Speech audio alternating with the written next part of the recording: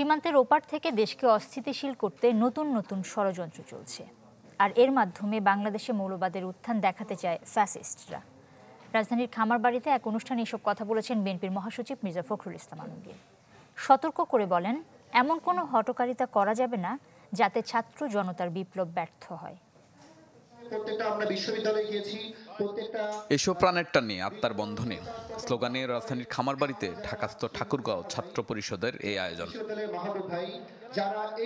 যেখানে ঢাকায় বসবাসরত ঠাকুরগাঁও জেলার বিভিন্ন শ্রেণী পেশার মানুষ অংশ নেন। অনুষ্ঠানের মধ্যমণি বিএনপি মহাসচিব মির্জা ফখরুল ইসলাম আলমগীর। বক্তব্যের শুরুতে আবেগ আপ্লুত হয়ে পড়েন বিএনপি মহাসচিব। বাড়ি কুণ্ঠে বাহে জোরে কইবা হবে নি।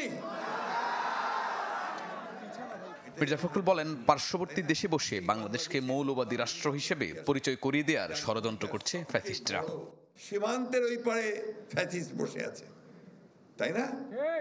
সীমান্তের ওপারে বসে আছে, ওখান থেকে নতুন নতুন চক্রান্ত ষড়যন্ত্র করা হচ্ছে। প্রতি মুহূর্তে তারা এক একটা ঘটনা ঘটিয়ে সেটাকে ফেনাপ করে পৃথিবীতে বিশ্বে দেখাতে চায় যে বাংলাদেশ নাকি মৌলবাদীদের দেশ হয়ে গেছে, বাংলাদেশে নাকি এখানে সমস্ত সংখ্যালঘু ভাইদেরকে নির্যাতন করা হচ্ছে।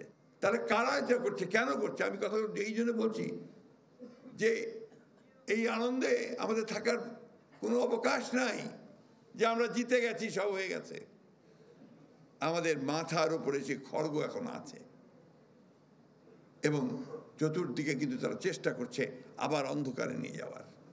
বিএনপি মহাসচিব বলেন, এমন কোনো হঠকারিতা করা যাবে না যাতে করে ব্যর্থ হয় ছাত্র জনতার বিপ্লব। সারওয়ার্দী কলেজ, মোল্লা কলেজের ছাত্ররা মারামারি করে রক্তাক্ত হয়ে যাচ্ছে, এটা তো কোনো মতেই গ্রহণযোগ্য নয়। You must rise again. এটার বিরুদ্ধে রুখে দাঁড়াতে হবে। এটা একটা চক্রান্ত, এটা একটা ষড়যন্ত্র, এবং তোমাদের দায়িত্ব হচ্ছে এদেরকে বোঝানো যে this is not the way, এটা রাস্তা নয়। আমি আবারও খুব ভীত হই যখন দেখি ইসকনের নামে, ধর্মের নামে একজন আইনজীবী নিহত হয়ে পড়ে থাকে, রক্তাক্ত। এই তো বাংলাদেশ আমরা দেখতে চাইনি। দেশ ও জনগণের প্রশ্নে সবাইকে এক থাকার আহ্বান বিএনপি মহাসচিবের।